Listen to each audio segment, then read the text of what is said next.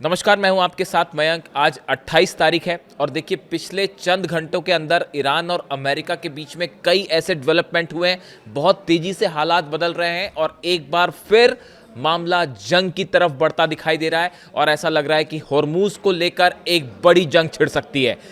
जो नए डेवलपमेंट सामने आए हैं उनके बारे में मैं चर्चा करूंगा, लेकिन मैं इस वीडियो की शुरुआत अली खामेनेई साहब से करना चाहता हूं।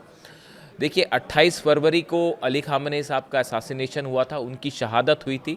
आज ठीक उसको 2 महीने हो चुके हैं और मैं इस वीडियो के शुरुआत में देखिए उनका एक कोट बताना चाहता हूँ आपको। उन्होंने एक बात जो कि सोशल मीडिया साइट पर एक्स पर शेयर की थी, जो उनका एक्स हैंडल है उस पर उन्होंने शेयर की थी। देखिए इसकी तारीख जो है वो 18 फरवरी है। उनका असैसिनेशन 28 फरवरी को हुआ था। उसके करीब 10 दिन पहले उन्होंने एक्स पर एक बात कही थी। ये उनके चंद आखिरी पोस्ट में से एक था। मैं उसकी आज इस वीडियो की शुरुआत उसी से करना चाह रहा हूँ। उन्होंने कहा था, so should anyone aggress against you assail him in the manner he assailed you. और नीचे लिखा हुआ है होली कुरान। देखिए अली खामेनेई साहब ने कुरान की पंक्तियों का जो है वो जिक्र किया था और जिसका मतलब ये था कि अगर कोई आप पर हमला करता है, अगर कोई आप पर आक्रमण करता है, तो आप उसको उसी तरह से जवाब दें जिस तरह उस शख्स ने आप पर हमला किया है। ये बात अली खामेनेई साहब ने कही थी और देखिए आज हालात फिर वैसे हैं और अली खामेनेई साहब की इस बात पर आज ईरान की सेना चल रही है। ईरान के सेना प्रमुख IRGC चीफ अहमद वाहिदी साहब चल रहे हैं और ईरान की पूरी जनता आज अली खामेनेई साहब के इस दिखाए हुए रास्ते पे ही चल रही है। मैं फिर से रिपीट करता हूं उनकी जो बात उन्होंने कही थी, आप जाके देख सकते हैं उनके। आप सोशल मीडिया साइट पर जाइए, एक्स पर जाइए आप। अब उसमें मुस्तबा खामेनेई साहब के जो हैं वो आपको ट्वीट्स मिल जाएंगे, मतलब उनके पोस्ट मिल जाएंगे। लेकिन आप जब नीचे जाते हैं तो 18 तारीख का 18 फरवरी का ये पोस्ट है इनका। So should anyone aggress against you assail him in the manner he assailed you. अगर आप पर कोई हमला करे तो उसको उसी तरह से जवाब देना चाहिए। मैंने ये बात आपको बार बार इसलिए रिपीट की 2 बार कि देखिए जिस तरह से उनका असैसिनेशन हुआ उसके बाद ईरान में ज़बरदस्त गुस्सा है और हमने देखा कि पिछले 2 महीनों के दौरान ईरान ने कमोबेश उसी पॉलिसी को फॉलो किया जो अली खामेनेई साहब ने रास्ता दिखाया था और अब उसको शायद ज़्यादा एग्रेसिवली फॉलो किया जा रहा है और उसकी वजह है अहमद वाहिदी साहब, ईरान की सेना। आप देखिए यही वजह है कि जो जंग रही 40 दिन की उसमें डोनाल्ड ट्रंप को मुंह तोड़ जवाब मिला, नेतन्याहू को मुंह तोड़ जवाब मिला और अब विदेश नीति के स्तर पर पिछले 5 से 6 घंटे में कहिए या 12 घंटे में जो डेवलपमेंट हुए हैं, डोनाल्ड ट्रंप की विदेश नीति चारों खाने चित है और हॉर्मूज में ऐसा फंसे हैं डोनाल्ड ट्रंप कि उनको समझ नहीं आ रहा कि बाहर कैसे निकला जाए। इसकी बड़ी वजह मैं आपको बताऊंगा, लेकिन पहले मैं जंग की बात करूंगा क्योंकि ये मामला फिर से बिगड़ता दिखाई दे रहा है। यहां से अमेरिका ने अपना चौथा एयरक्राफ्ट कैरियर जो है वो मिडिल ईस्ट रवाना कर दिया है। आइजनहावर डी आइजनहावर जो है उसको भेज दिया है मिडिल ईस्ट के लिए। वो ईरान के करीब पहुंच रहा है, यानी अब्राहम लिंकन पहले से मौजूद है, USS जेरल्ड आर फोर्ड पहले से मौजूद है, USS जॉर्ज W बुश जो है वो 3 एयरक्राफ्ट कैरियर ऑलरेडी वहां पहुंचे हुए हैं। अब चौथा एयरक्राफ्ट कैरियर भी आइजनहावर भी भेज दिया है। तो बड़ी साधारण सी बात है, ये चौथा एयरक्राफ्ट कैरियर वहां बातचीत करने के लिए तो भेजा नहीं है। आप समझिए इस बात को। बेहद बड़ी जंग की तैयारी में अमेरिका है और जो एक्सपर्ट्स की राय आ रही है कि अगले 24 घंटे के अंदर कुछ भी हो सकता है। मामला एक बातचीत की तरफ भी आगे बढ़ सकता है, लेकिन उसकी संभावना कम है, उससे ज़्यादा संभावना है हमले की। इसकी बड़ी वजह, इसके अलावा आप देखिए F-35 जेट्स 25 के आसपास नए F-15 जेट्स जो हैं वो अमेरिका ने डिप्लॉय कर दिए हैं मिडिल ईस्ट में। जो पहले से थे उनके अलावा रिफ्यूलिंग जेट्स की संख्या बढ़ गई है, खास तौर पे इजराइल में बड़ा मूवमेंट हो रहा है। देखिए खबरें आ रही हैं इजराइल से, इजराइल ने बड़े हमले की तैयारी कर ली है। खासकर पिछले 24 घंटे के अंदर इजराइल की एयरफोर्स अलर्ट पर है। जो भी फाइटर जेट्स हैं वो तैयार हैं और हमला करने के लिए जो ज़रूरत मिसाइल्स हैं या जो बॉम्ब्स हैं उनको रेडी कर दिया गया है। रिफ्यूलिंग जेट्स भी रेडी हैं। यानी कि जो खबरें आ रही हैं, इजराइल और अमेरिका एक बार फिर हमला करने की फिराक में है और जवाब ईरान की तरफ से देने की भी पूरी तैयारी है। जो ईरान की मिसाइल सिटीज़ हैं, सुरंगें हैं, उससे धड़ाधड़ खुर्रमशहर 4 मिसाइल्स निकाली जा रही हैं, फतह मिसाइल निकाली जा रही है, सेजिल निकाली जा रही है, रॉकेट लॉन्च मिसाइल लॉन्चर्स जो हैं, जो रिजर्व रखे गए थे वो भी निकाल लिए गए हैं। अबू मेहदी मिसाइल्स की संख्या बढ़ा दी गई है, केशम आइलैंड के पास, खार्ग आइलैंड के पास, अबू मूसा आइलैंड के पास। देखिए, हॉर्मुज से लेके पूरे तेहरान तक जबरदस्त वॉर अलर्ट है और ये माना जा रहा है कि डिफेंस सिस्टम भी एक्टिव हो गया है। डिफेंस सिस्टम पहले से एक्टिव था।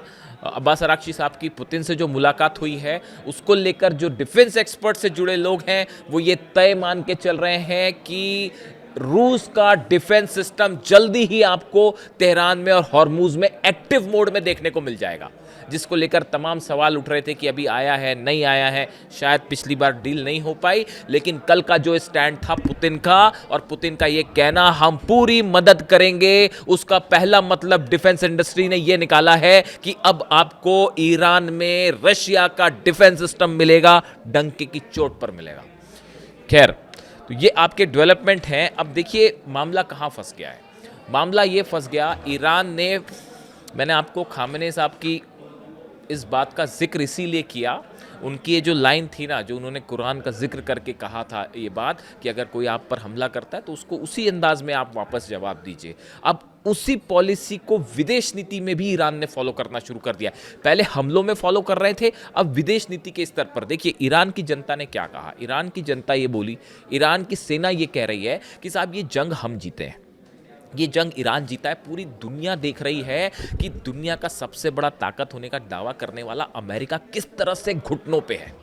मतलब किसी के घर के बाहर दरवाजे पे जैसे खड़े रहते ना, वैसे दरवाजे पर खड़े हुए हैं अपनी सेना को लेकर और हिम्मत नहीं कर पा रहे हैं। इतने बड़े बड़े जहाज लेके खड़े और हिम्मत नहीं हो रही हमला करने की। पूरी दुनिया तमाशा देख रही है और पूरी दुनिया में जो डिफेंस के जानकार लोग हैं, जो वॉर को समझते हैं, वो देख रहे हैं कि कैसे हंसी उड़ रही है अमेरिका की सेना की। दरवाजे पे जाके खड़े हुए हैं, कुछ नहीं कर पा रहे। ईरान को जो जहाज निकाल ले जाना है वो निकाल ले जा रहे हैं वहाँ से। अब हालात ये हैं, देखिए ईरान की सेना ने कहा हम जीते हैं, ईरान की जनता ने कहा हम जीते हैं, अब हमारे हिसाब से हर चीज़ तय होगी। ईरान ने जनरल मुनीर को अपनी शर्त पकड़ा दी और वो शर्त में साफ साफ लिखा था कि ये हॉर्मुज में जो जहाज़ लेके खड़े हुए हैं ये तमाशा बंद करिए, पहले इसको यहाँ से बाहर हटाइए और हमारे ऊपर जो इकोनॉमिक सैंक्शंस लगे इसको बंद करिए, तब हम हॉर्मुज खोलेंगे। ये पहली शर्त थी। जो कुछ शर्तें रखी गई आपने सुनी होंगी कई जगह, उसमें जो है पहली शर्त थी और ये बड़ी ही एग्रेसिव टर्म पे अब ईरान नेगोशिएट कर रहा है, बिल्कुल पीछे नहीं हटना है।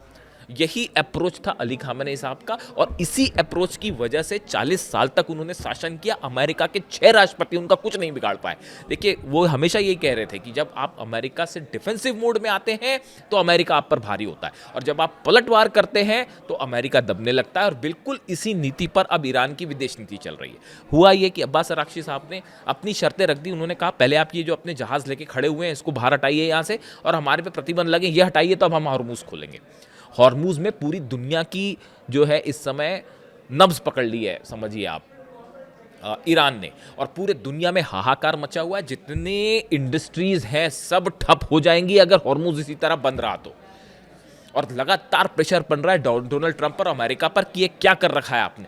आप देखिए इससे बड़ी फेलियर और अमेरिका की विदेश नीति की क्या हो सकती है। वॉर कहाँ से शुरू किया था आपने कि आपको यूरेनियम चाहिए, आपको न्यूक्लियर डील चाहिए, वो नहीं हो रही है। वो चीज़ तो अलग हो गई साहब, वो तो ईरान ने कह दिया हम अपने यूरेनियम पर बात ही नहीं करेंगे, हम अपने न्यूक्लियर प्रोग्राम पे बात ही नहीं करेंगे। अब बात कहाँ आ गई है साहब, हॉर्मुज खोलने पर। लेकिन मतलब शुरुआत किए थे खेत से, आके खड़े हो गए खलियान में, इसी को ही कहा जाता है। इसीलिए कहा जा रहा है, कई एक्सपर्ट्स जो है आपको मिल जाएंगे, बड़े रेप्यूटेड एक्सपर्ट्स जो हैं अमेरिका के, वो कह रहे हैं कि अमेरिका को कैसे विदेश नीति नहीं करनी चाहिए। डोनाल्ड ट्रंप ने उसका एग्जाम्पल दे दिया है, how not to do a foreign policy, उसका परफेक्ट एग्जाम्पल डोनाल्ड ट्रंप ने दिया है। आप समझे, बात हो रही थी, जंग हुई यूरेनियम के लिए और न्यूक्लियर प्रोग्राम के लिए, अब आके खड़े हो गए हॉर्मुज में फंस गए आके। मतलब चले कहां से थे और कहां पहुंच गए, भटक गए पूरी तरह से। अब बताया जाता है कि ईरान ने जो शर्तें रखी उसके बाद वो बड़ी मीटिंग हुई जिसकी चर्चा थी कल रात भर की सिचुएशन रूम में और वॉर रूम में। डोनाल्ड ट्रंप की अपने तमाम एक्सपर्ट से मुलाकात हुई, बात हुई और उसमें डोनाल्ड ट्रंप ऑब्वियसली कोई भी इसको स्वीकार नहीं करेगा। इससे बड़ी शर्मनाक स्थिति क्या होगी अमेरिका के लिए कि अगर बात मान ले ईरान की, तो डोनाल्ड ट्रंप ने ये बात मानने से मना कर दिया है, हॉर्मूज वाली शर्त कि हम अपने जहाज हटाने को डोनाल्ड ट्रंप तैयार नहीं है। इसके बाद एक बार फिर कोशिशें हो रही हैं, जैसा कि आप देख सकते हैं कि पुतिन से मुलाकात के बाद पुतिन का एक तो आप जेस्चर देखिए, कल अगर आपने नोटिस किया होगा जब वो अब्बास अराक्ची साहब से हाथ मिला रहे थे, उस समय आप पुतिन की गर्मजोशी देखिए, उनकी बॉडी लैंग्वेज बता रही थी कि वो एक वॉर जीतने वाले से हाथ मिला रहे हैं, एक विजेता से हाथ मिला रहे हैं। जब वो कल अब्बास अराक्ची से हाथ मिला रहे थे विदेश मंत्री से, आप पुतिन का चेहरा देखिए, उनकी बॉडी लैंग्वेज देखिए, उनका हाथ मिलाने का तरीका देखिए। उन्होंने उस तरह से ग्रीट किया अब्बास अराक्ची साहब को जैसे कोई विजेता जीत के उनसे मिलने आया है। नोटिस करिएगा इसको। फिर पुतिन का स्टैंड बिल्कुल साफ है, चीन रूस हॉर्मूज में पूरी तरह से ईरान के साथ खड़े हैं और अमेरिका कुछ कर ले हॉर्मूज नहीं जीत सकता। और उसके बाद हमला करेगा, उसके बाद अरब में वो आग लगेगी, बाबल मंदेब बंद करने के लिए हूती तैयार बैठा है। जैसे ही यहाँ से साइन होगा, इशारा आएगा, बाबल मंदेब बंद हो जाएगा और फिर वहाँ खोलना उसको मुश्किल हो जाएगा। और क्या पता हूती भी वहाँ पे जो है माइंस बिछा दे। ये जो माइंस ईरान ने बिछा रखी है तो ये तो उसको खोलना ही मुश्किल हो गया है, इसको हटाना ही असंभव है। तो ऐसे हालात में मामला जो है वो एक बार फिर आके फंस गया है और शायद पाकिस्तान के ज़रिए एक बार फिर बता दिया गया है अमेरिका को, और अमेरिका की बात भी सुनी जा रही है कि क्या कहना चाह रहे हैं। यानी देखिए, मामला एक ऐसे डेडलॉक पर आके फंस गया है जहां से ना आगे कुछ है ना पीछे कुछ है, और ज़्यादा दिन तक तो हॉर्मूज बंद नहीं रह सकता, यहाँ से ये बात तय है। 1 तारीख को कांग्रेस, अब देखिए इस बात को समझिए आप, मैं बार बार ये बात क्यों कहता हूं कि जंग ही रास्ता है, जंग होगी, डील क्यों नहीं हो पा रही, आप इस बात को समझिए। देखिए 2015 में, in 2015 under the Obama administration, Iran reached a landmark agreement with 6 world powers including the US that capped enrichment at 3.67% in exchange of sanctions relief. 2015 में जो ये समझौता हुआ था, बराक ओबामा थे उस समय, और ईरान ने समझौता किया था कि हम 3.67% पर अपना जो है वो यूरेनियम एनरिच करेंगे, उसको आगे नहीं बढ़ाएंगे, बदले में आप सैंक्शन हटा दीजिए, ये समझौता हो गया। But Trump withdrew from the agreement in 2018 during his first term, calling it defective and arguing it failed to address Iran's missile program और its influence in the region. Donald Trump ने उसको तोड़ दिया इस समझौते को 2018 में। जैसी 2018 में डोनाल्ड ट्रंप ने समझौते को तोड़ा, अली खामेनी साहब तभी समझ गए थे कि अमेरिका की मंशा है हमला करने की, और आज नहीं तो कल हमला होगा। इसीलिए अली खामेनी साहब ने 2018 से ही बड़ी जंग की तैयारी शुरू कर दी थी, और उसी की वजह से शायद हो सकता है कि ईरान ने अपना यूरेनियम एनरिचमेंट लेवल आगे बढ़ाना शुरू कर दिया। और देखिए वही बात सही साबित हुई, जो उनका अंदेशा था कि डोनाल्ड ट्रंप एक दिन हमला करेंगे, इजराइल हमला करेंगे। 2 बार हमले हो चुके। यही विजन था अली खामेनी साहब का, जिसकी वजह से 40 साल से ईरान इतनी मजबूती को हासिल कर पाया कि दुनिया की सबसे बड़ी ताकत आज घुटनों पे पड़ी हुई है। हालात ये हैं। इसके अलावा देखिए जो बात निकल के सामने आ रही है, 1 मई को कांग्रेस के और सीनेट दोनों का जॉइंट अप्रूवल लेना होगा डोनाल्ड ट्रंप को। अगर 60 दिन से, अमेरिका का संविधान ये कह रहा है 60 दिन से ज़्यादा आप अगर जंग कंटिन्यू करते हैं तो आपको दोनों हाउसेस का अप्रूवल चाहिए उसे आगे बढ़ाने के लिए। 1 तारीख को वे अप्रूवल लेना है। माना जा रहा है इसके पहले डोनाल्ड ट्रंप हमला कर सकते हैं। अगले चंद घंटों में ये तय हो जाएगा कि कोई बातचीत की दिशा में मामला आगे है। अगर नहीं बढ़ता है तो ये मानिए आप 1 तारीख के पहले फिर से हमला हो सकता है। इसीलिए बात कही जा रही है कि मामला जो है वो फिर से बिगड़ गया है। आप कमेंट करके बताइए आपको क्या लगता है कि आगे अब क्या होने वाला है। वीडियो कैसा लगा ज़रूर बताइए। जो भी अपडेट होगा मैं आप तक पहुंचाऊंगा। Thank you so much.